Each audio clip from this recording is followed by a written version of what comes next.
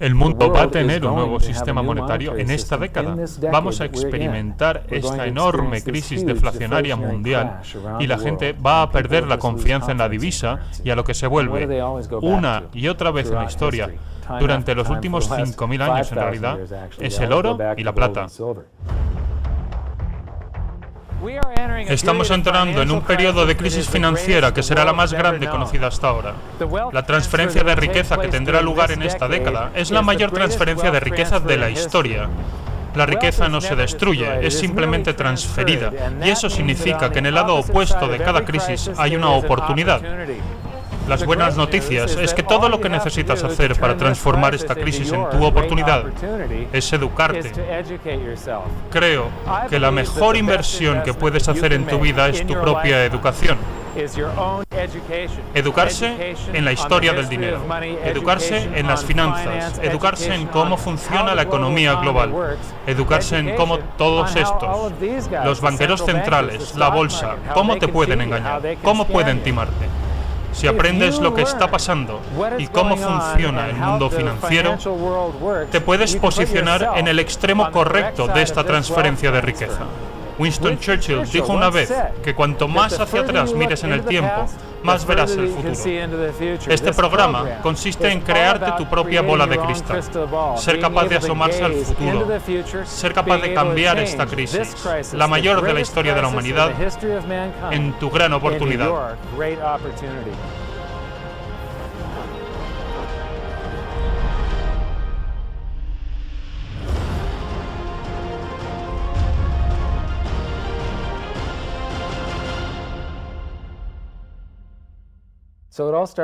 Todo empezó en 1999, cuando mi hermana y yo contratamos un asesor financiero para ayudar a mi madre con sus activos. Le dimos control sobre el patrimonio familiar. En un año y medio perdió el 50%. Cada 6 meses nos reuníamos y tenía una sonrisa enorme en la cara y nos decía: lo hemos hecho muy bien, el S&P ha perdido el 24% y tú solo has perdido el 18%. Así que lo despedí. Lo transformé todo en efectivo y me sumergí a estudiar los mercados financieros, y eso me llevó a estudiar la economía. Cuando estudias la economía global, la gente que habla de déficit comercial y de déficit presupuestario, los partidarios del dinero respaldado, esos son la comunidad del oro. Y también hablan de historia monetaria, y entonces fue cuando realmente me enamoré. Porque la historia monetaria se repite una y otra vez desde el inicio de la civilización.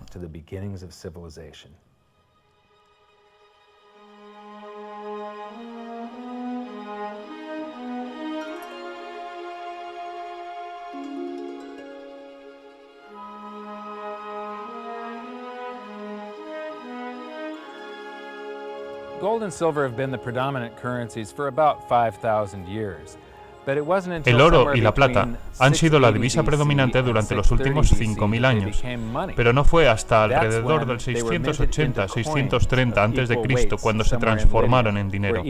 Fue cuando se acuñó en monedas, en algún lugar del reino de Lidia, y tenían el mismo peso y tamaño, lo que las hizo intercambiables, es decir, fungibles. A partir de ahí, se hicieron útiles como unidad de cuenta, una medida con la que podías fijar un precio, una cantidad de monedas determinada que era igual para todos en cualquier lugar cuando se compraba ese bien o servicio. Pero no fue hasta que se llegó a la primera sociedad de mercado libre, el prototipo de la democracia, la cuna de la civilización, Atenas, cuando su uso se generalizó. De repente, el dinero había encontrado su casa, su medio natural, el mercado libre.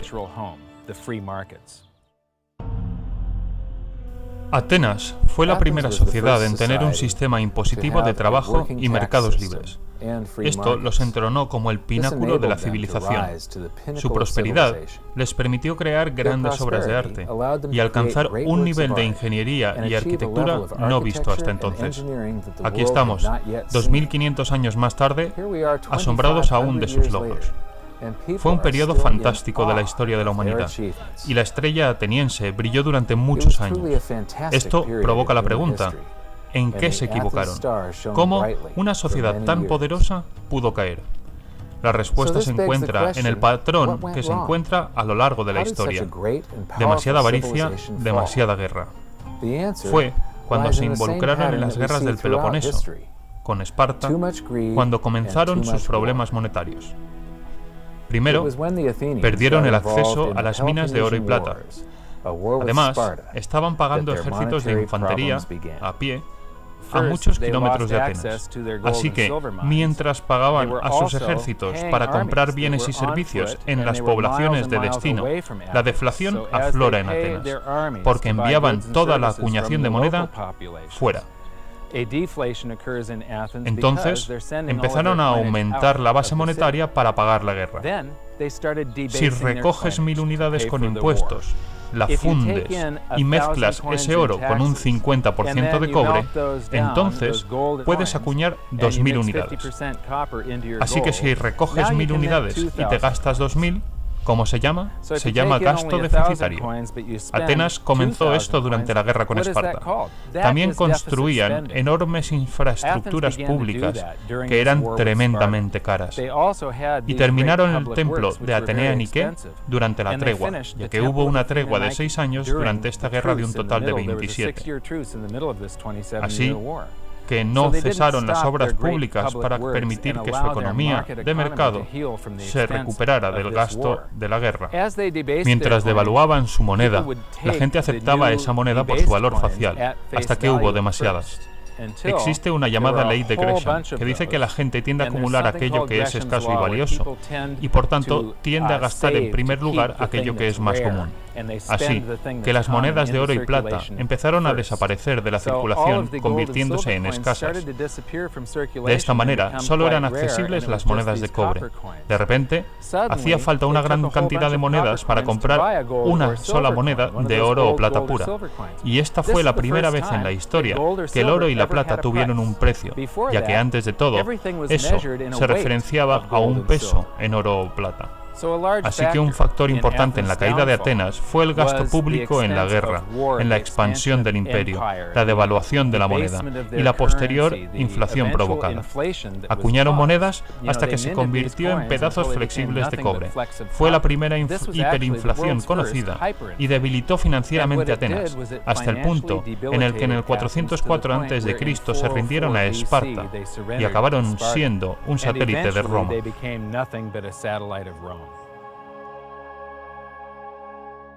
Lo que me maravilla es cómo la historia se repite y se repite y se repite y nunca aprendemos de nuestros errores estúpidos. Repetimos esos errores una y otra vez. Hoy estamos haciendo lo mismo que los atenienses, lo que provocó la pérdida de su cultura. Estamos devaluando de la misma manera, manteniendo el mismo gasto público y por las mismas razones, por la guerra y por las grandes obras públicas.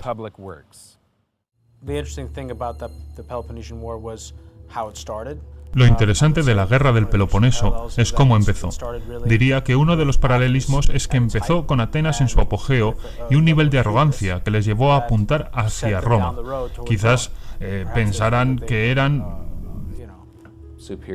superiores, que no cometían errores, que ellos sí sabían sacrificarse y acabaron destruyendo su sociedad. Es un camino que hemos empezado nosotros, totalmente. Hay una obra escrita, después de las guerras del Peloponeso, sobre la inutilidad de la moneda de cobre que estaba siendo acuñada en la época.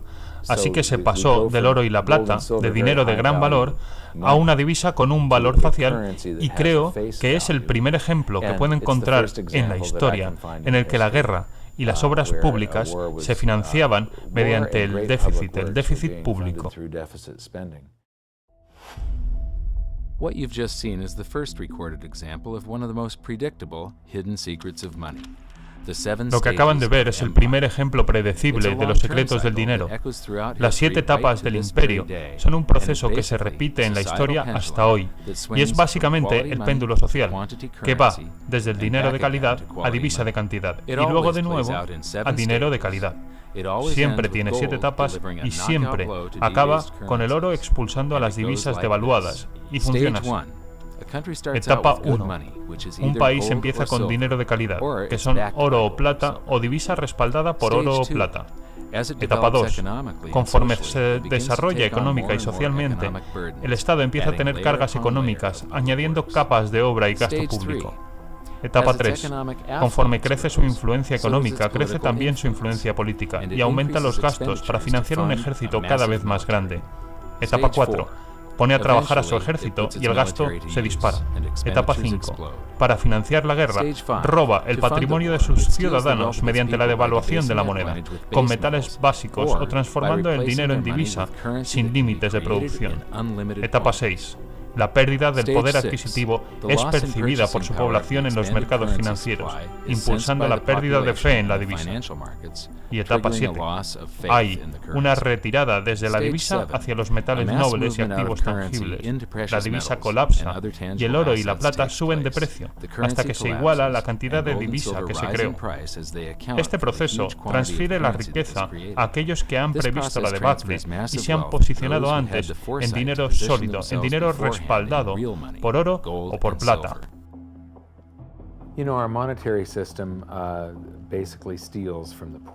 Nuestro sistema monetario, básicamente, roba a las clases pobres y medias y transfiere la riqueza a los bancos. Lo hemos visto en la historia y se repite una y otra vez. Lo que está pasando hoy en Grecia es lo mismo que pasó en el 407 a.C. El gasto público para financiar todas estas obras públicas y la devaluación de la moneda les llevó a ser un satélite de Roma. Hoy son un satélite de los bancos.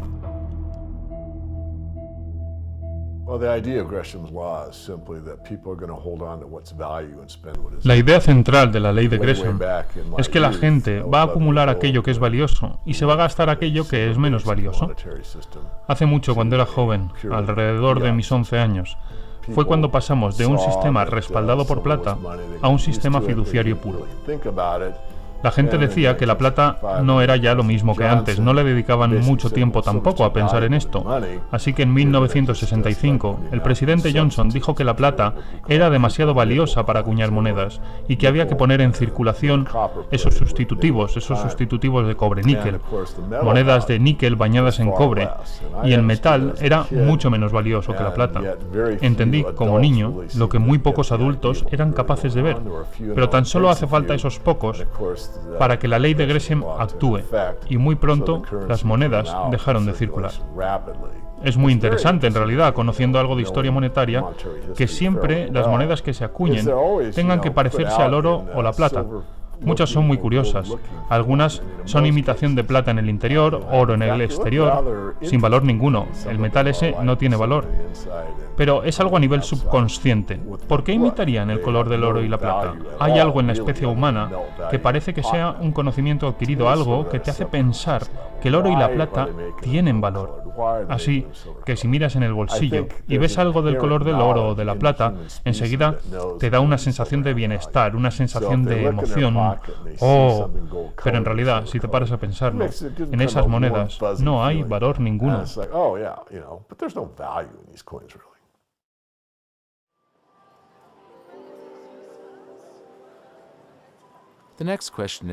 La siguiente pregunta es: ¿cómo me afecta esto a mí? Mi siguiente parada era en Londres, donde se me pidió que diera una charla a un grupo de empresarios. Querían entender las razones de la subida del oro en los últimos tiempos, y les comenté que para entender el oro hay que entender la historia monetaria. Cuando ves de dónde venimos, puedes ver más claras cómo son las 7 etapas de un imperio y cómo se están desarrollando ahora mismo. No nos permitieron grabar sus caras, pero sí grabar mi ponencia.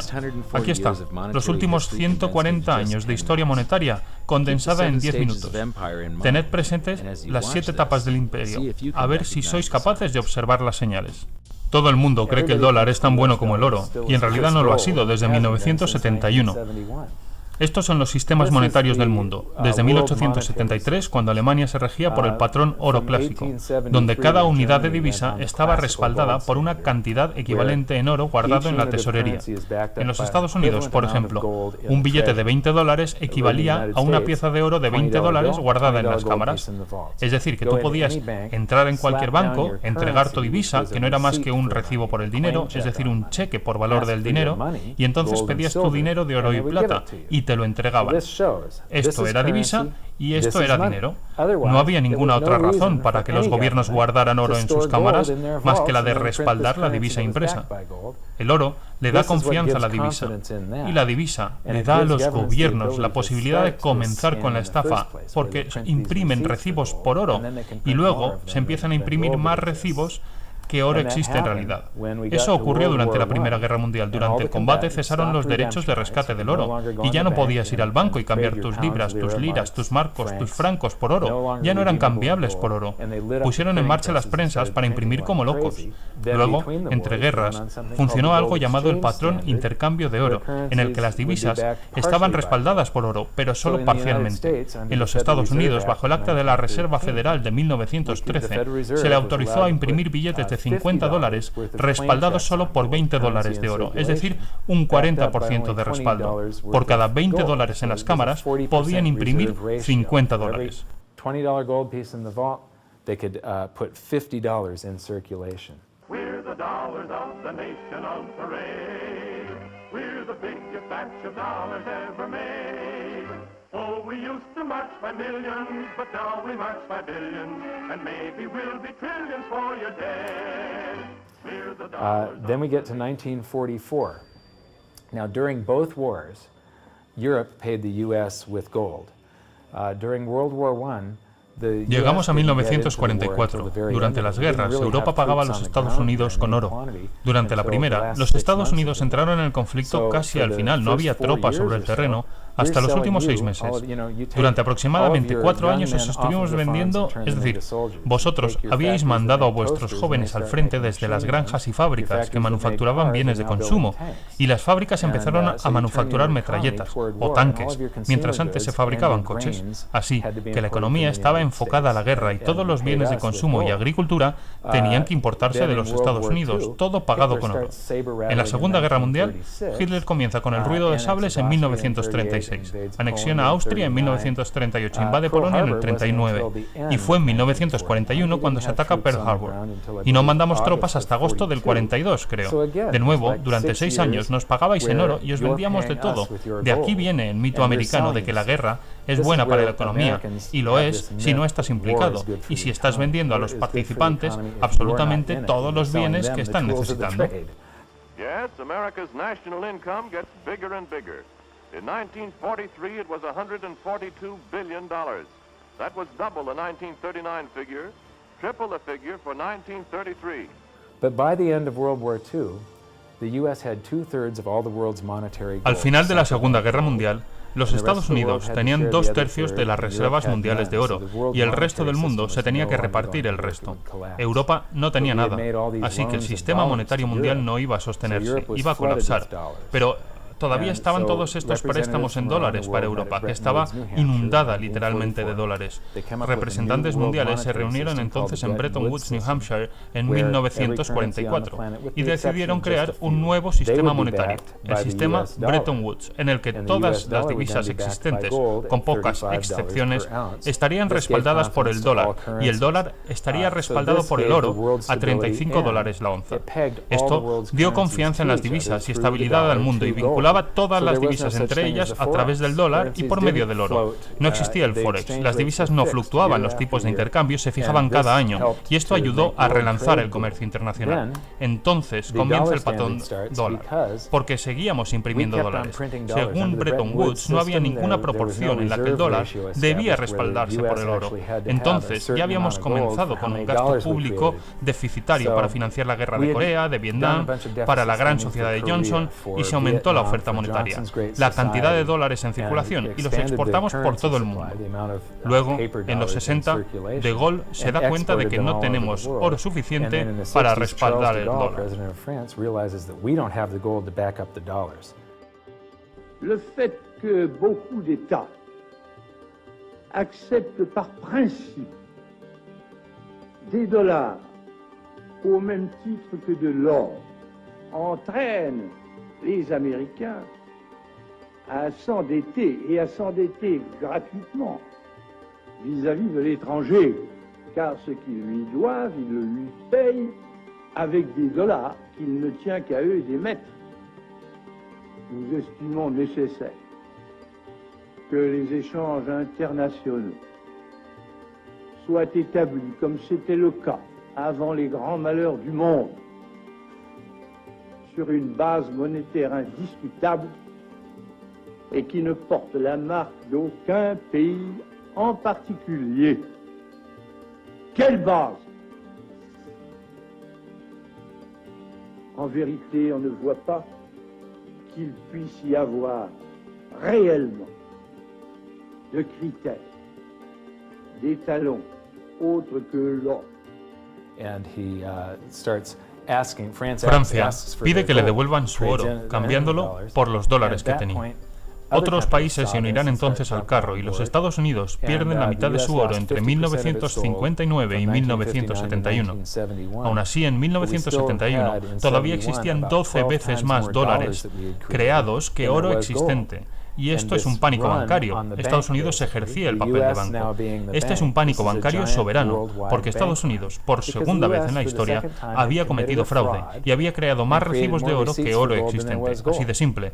Los mercados se dan cuenta, lo sintieron, y Nixon se vio forzado a salir del patrón oro, porque si hubiera pagado todo el oro de los recibos hasta llegar a cero, una vez no hubiera tenido suficiente para seguir pagando, todo el sistema monetario hubiera colapsado. I have directed Secretary Connally to suspend temporarily the convertibility of the dollar into gold or other reserve assets, except in amounts and conditions determined to be in the interest of monetary stability and in the best interest of the United States. In full cooperation with the International Monetary Fund and those who trade with us, we will press for the necessary reforms to set up an urgently needed new international monetary system. El 15 de agosto de 1971, todas las divisas del mundo se convierten en divisas fiduciarias. No sé por qué el resto de países no le colgaron, la verdad, pero no lo hicieron, solamente le siguieron la corriente. To our friends abroad, I give this assurance. The United States has always been and will continue to be a forward-looking and trustworthy trading partner. Ha habido miles y miles y miles de divisas fiduciarias en la historia y no ha sobrevivido ninguna. El porcentaje de fallo es del 100%. Hemos comenzado este experimento en el que todas las divisas del mundo son fiduciarias a la vez desde 1971. Pero lo que tenemos cada 30 o 40 años es un sistema monetario distinto. Mira, 30 años, 28 años y 39 de momento. Así que, ¿ahora qué? El mundo va a tener un nuevo sistema monetario en esta década. Vamos a experimentar esta enorme crisis deflacionaria en todo el mundo. El mundo terminará aceptando un nuevo sistema monetario internacional, muy probablemente, después de que los gobiernos hayan intentado imprimir una salida y provocar hiperinflación, y la gente perderá confianza en la divisa. ¿Dónde acaba la gente buscando refugio a lo largo de la historia una y otra vez durante los últimos 5.000 años? Siempre acaban en el oro y la plata. En un mundo de divisas flotantes, que es lo que son todas las divisas hoy en día, todas se mecen arriba y abajo entre ellas, pero todas se hunden respecto al oro. Esto incluye al dólar, el euro, la libra, todas. Seguirán perdiendo valor, seguirán perdiendo poder adquisitivo. No creo que haya manera de evitar lo que se nos viene encima. No tiene arreglo ya. Puedes esperar a que te pase por encima o intentar beneficiarte. Yo quiero asegurarme de que no son solo unos cuantos grandes inversores en el mundo quienes acaban teniéndolo todo. Espero que haya cuantos más pequeños inversores mejor, porque eso es lo que hace funcionar a la sociedad. Una gran distribución entre la clase media y el pequeño inversor.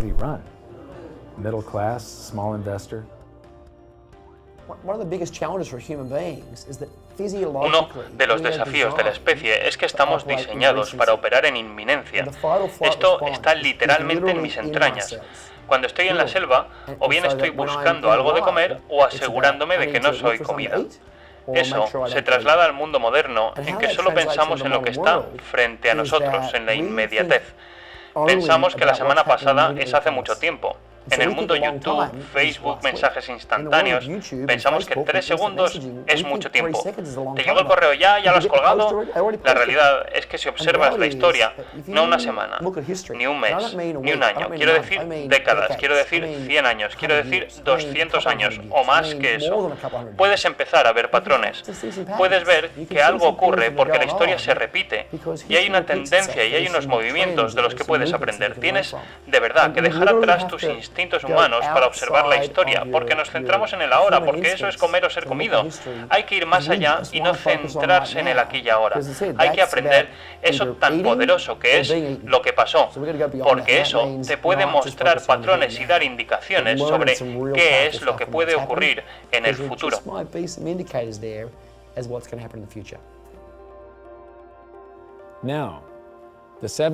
Ahora, como recordatorio, las 7 etapas del imperio.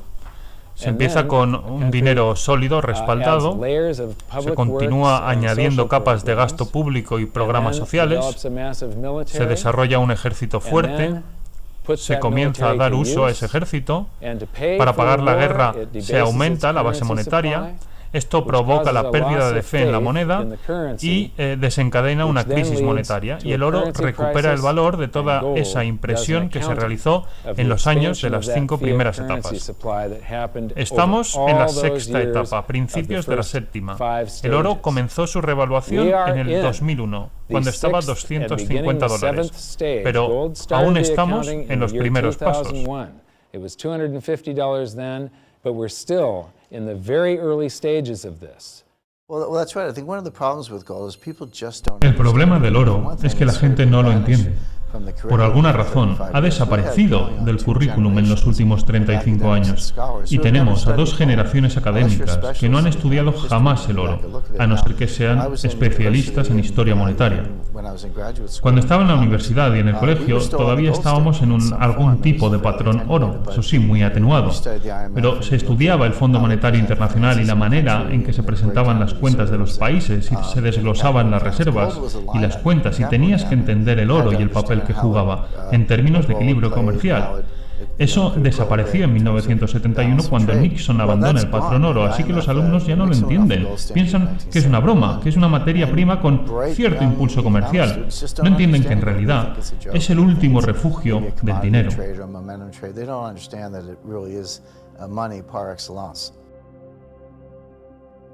Hemos aprendido que el dinero se creó aproximadamente en el 630 a.C., cuando se convirtió en fungible.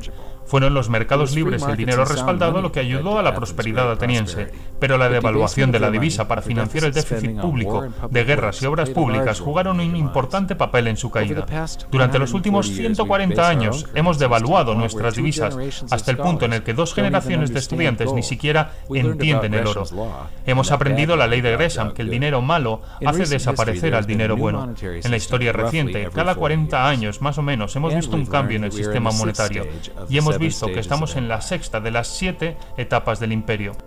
Suficiente para este capítulo. Acompáñenme en el siguiente, en el que trataremos sobre el caótico estado del patrón dólar americano y cómo puede afectarle sin importar su lugar de residencia. Cuando escribí mi libro, dije que estábamos entrando en un periodo en el que afrontaríamos la mayor transferencia de riqueza de la historia de la humanidad y, por tanto, es la mayor oportunidad en la historia de la humanidad. He convertido en mi misión ayudar a la mayor cantidad de gente posible a atravesar esta crisis y posicionarse en el lado bueno de esta transferencia. Acabo de terminar una ponencia llamada ¿Cómo se revelará la 7ª etapa?, donde detallo qué estoy haciendo personalmente para prepararme para distintos escenarios. Lo pueden ver en hiddensecretsofmoney.com como parte de la información gratuita. Así que mi desafío es que encuentren un ejemplo en la historia de una crisis provocada por demasiado gasto público y demasiada deuda y demasiada divisa que sea resuelta con más gasto público, más deuda y más impresión de divisa. Hasta entonces, buena suerte y nos vemos en la presentación de hiddensecretsofmoney.com. Gracias.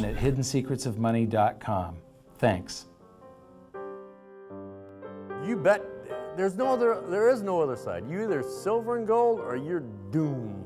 That's exactly the way the world is always working. That's the way it's working right now. Turn on the television, watch with the price of gold. Look at the dollar going down, gold's going up, silver's going up.